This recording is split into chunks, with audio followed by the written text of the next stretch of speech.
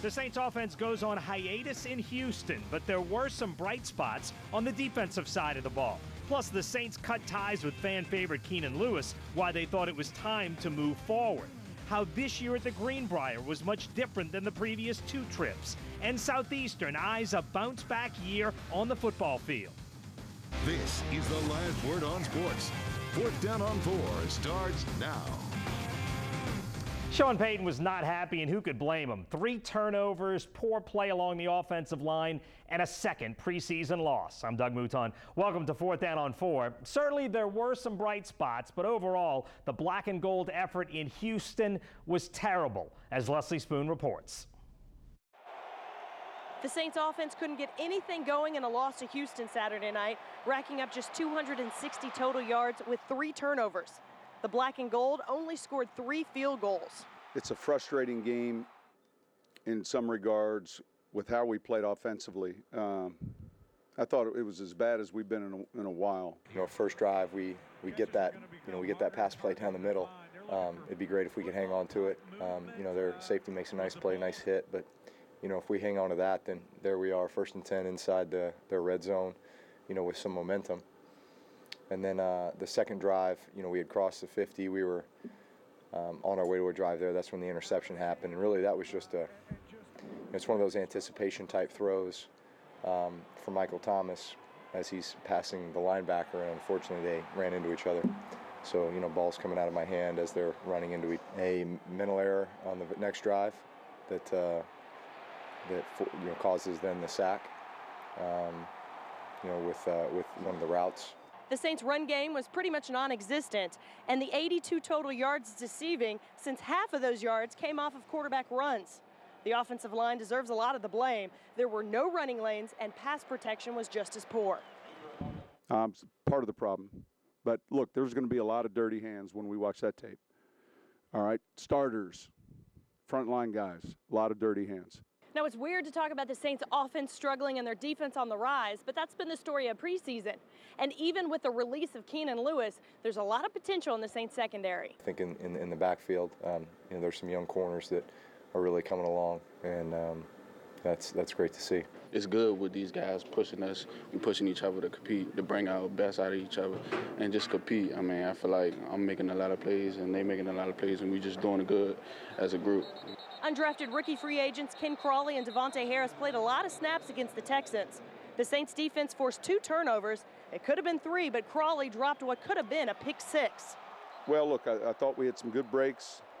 You know, we got our hands on one. We're still not catching it properly. It goes through our pinkies instead of our thumbs. Harris wasn't targeted often. Sometimes no news is good news for DBs. I ain't really have a lot of stats. I mean, I had a really boring day. I mean, but it's good for a corner actually to have a boring day. But I mean, I feel I did some good things. Also, some things I need to work on still. So. P.J. Williams started opposite Delvin Breaux, taking over Keenan Lewis's role. He gave up the only touchdown of the game, a first-quarter TD to Will Fuller. Williams had good coverage, but didn't get his head around to locate the pass. But he showed mental toughness, shaking it off.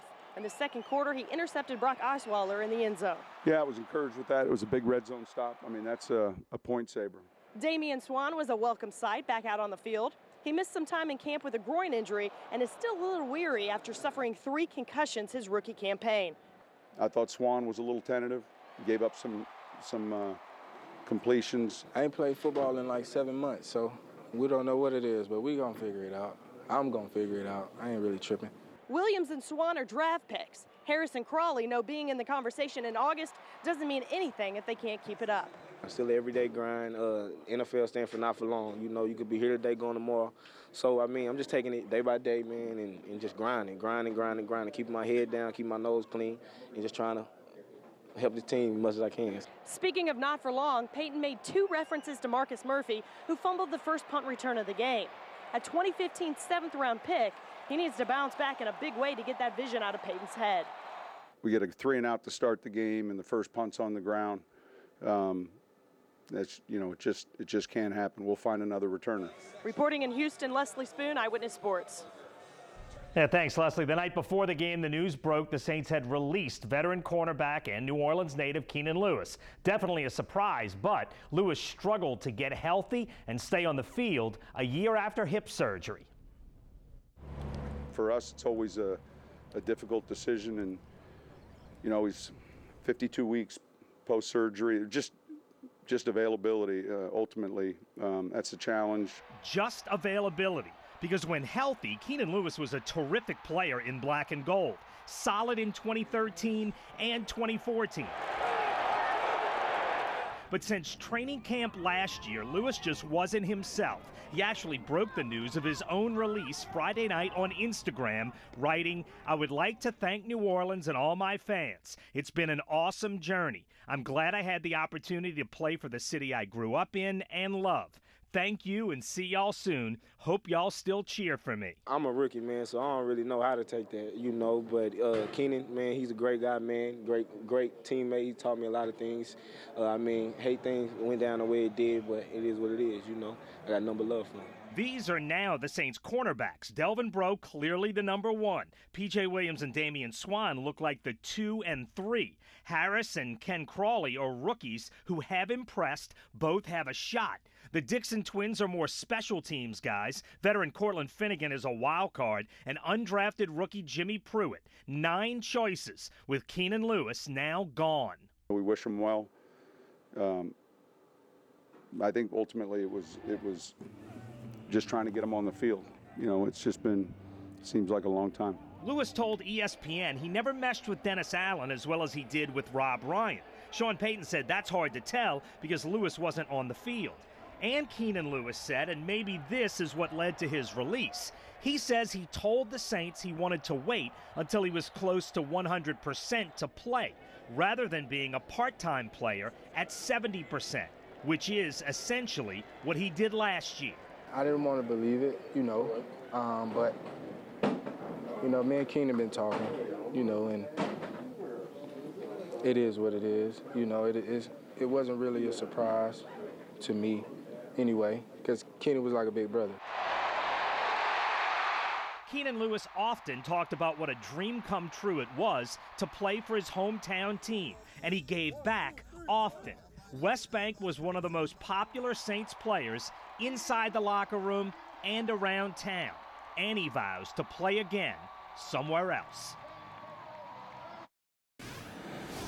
All right, joined by Lyons Yellen. And Lyons, I know you talked to Keenan last week, and yes, this is a surprise, but maybe he saw this coming a little bit, you think? Not to him. He had a premonition about this. He saw it coming. He said his dream was to always play in the NFL for 10 years. He's been in the league 7, and he wasn't quite sure that he would finish his time with the Saints. He wanted to, but he saw the writing on the wall. And maybe it came down to how much he would play at less than 100%. I know he said, I don't want to play at 70%, which is what he did last year. You think that was a major factor? He said in no uncertain terms that he was not going to play until he was 100%. And I think Sean Payton was sending a message to a lot of the young guys on this team saying, look, if you're not going to sacrifice your body for this team, if you're not going to do whatever it takes to make this team better, then we don't want you. And it doesn't matter if you're Keenan Lewis or you're an undrafted free agent. He wants guys that are willing to go to the mat with him, and Keenan Lewis wasn't willing anymore. Wow, well, that is an interesting take on that. And where does it leave the Saints now? Now, look, I have loved Devontae Harris since the beginning of camp. To me, he can be a Randall Gay type inside player, can cover a guy, but you're talking about significant playing time for undrafted rookies. Where do you think this leaves the cornerback position? Look, the Saints are going to take their lumps. We saw it last night with P.J. Williams, but then you see him come back and bounce back, have a short memory, and he played great after that. He made several plays, but Ken Crawley and Devontae Harris, all of these guys have shown flashes at times, but you're just going to have to get through, you know, those touchdowns where you don't look back, and they're teachable moments. You hope you get them out of the way early in the preseason. It'll be interesting. All right, Lions, hang with us. Lots more to go with Lions when we come back with more 4th Down on 4 in a minute. Coming up, this is the Saints' 3rd year at the Greenbrier, but from the get-go, the 2016 camp had some glaring differences from the previous 2 years. And one Saints starter's stock is going up while another player is headed in the wrong direction. And later, we'll check in with Ron Roberts and the Southeastern Lions with their season on the horizon.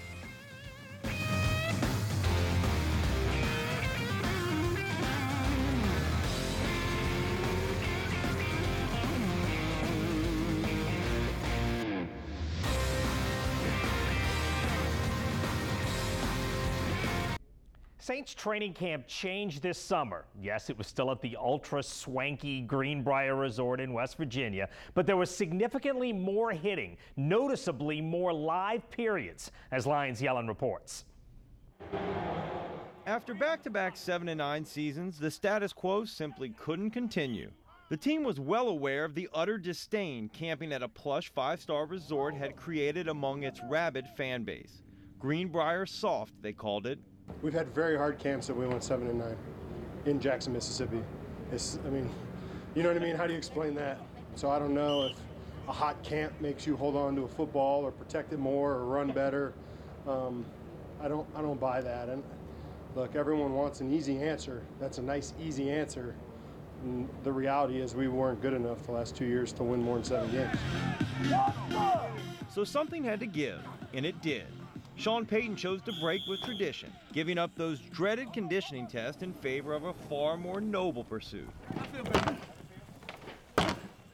At that moment, no one could have possibly known Louisiana would soon experience the same type of 1,000-year flood that had just devastated West Virginia. We're coming out here with a reason, a purpose that's bigger than a lot of us. It's not about just competing on the field, but also making, giving back. What is it about, baby? You feel like you walk away and you're like, okay, so we did something, and yet I feel like I took so much more away from it. And I think that's how most guys will feel from this. And, good luck feeling bad for yourself in training camp after coming out here and doing this. Perhaps the tone was set that day, or maybe they arrived determined not to let history repeat itself. Whatever the case may be, one thing's certain. This year's camp at the Greenbrier was anything but soft. Go, go, go! The most physical camp I've had since really the new CBA has been in effect. We've just been, it's just really the pads and just the intensity that the team has come out with. And I think a lot of it really is just the mindset of the players and the coaches of wanting to attack it and get after it and kind of hone our skills. I think we've put an emphasis on making it a little bit more physical. I know we've had more live periods than normal. Like mostly every day of practice, we've had some type of period that's gone live. Yeah, I think we probably have one of the most physical camps. What I hear across the league, we were hitting every other day. We went full pads a lot. I think it was good for us. I think we needed it. The additional physicality was one of just several tweaks Payton incorporated this year. Along with a later start time in the morning, the afternoon walkthroughs were eliminated with the hope of giving players more time to recover. As a result, Payton said the injuries are down compared to last season. But of course, it's impossible to eliminate them altogether, as we saw with Sheldon Rankins. It clearly is not going to be season-ending at all.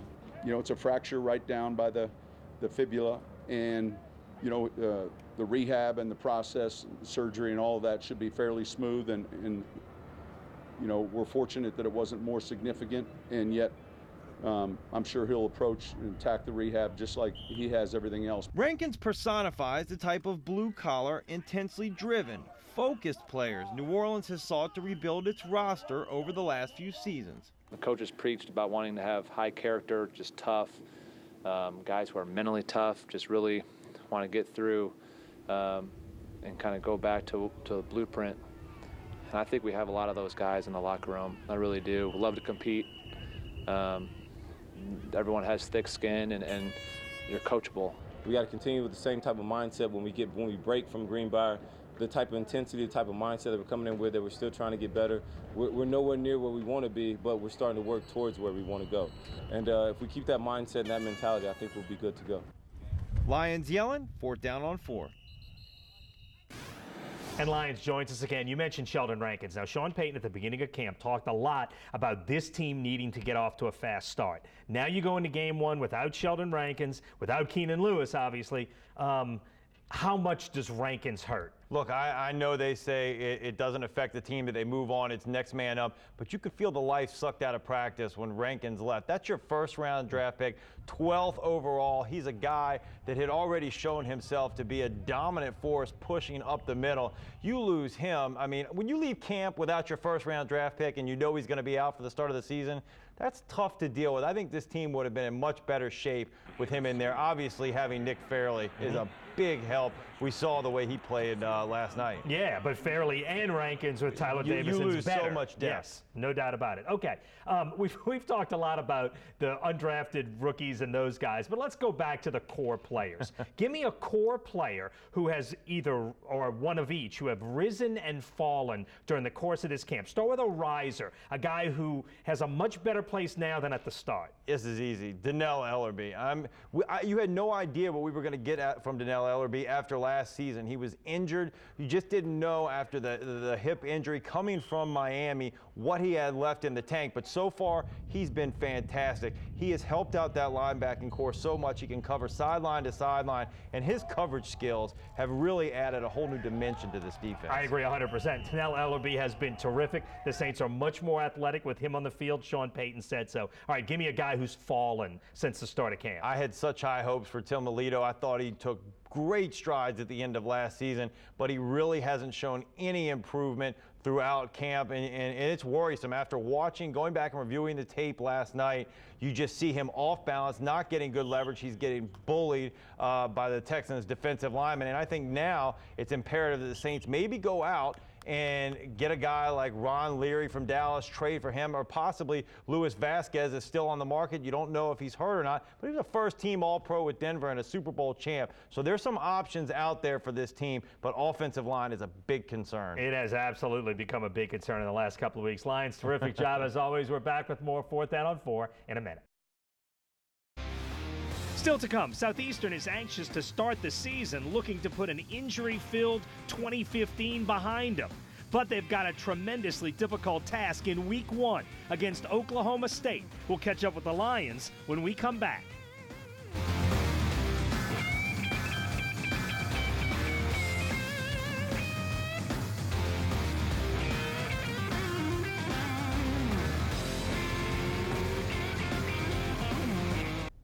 In 2 weeks, Southeastern opens the football season with one of those nearly impossible games for an FCS school at 21st ranked Oklahoma State. But Lions coach Ron Roberts says he'll learn about his team in Stillwater.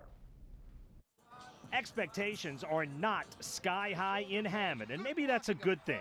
2015 was a disappointment on all fronts for the Lions. Southeastern finished 4-7 and now must face one of America's most explosive offenses in Oklahoma State in Week 1.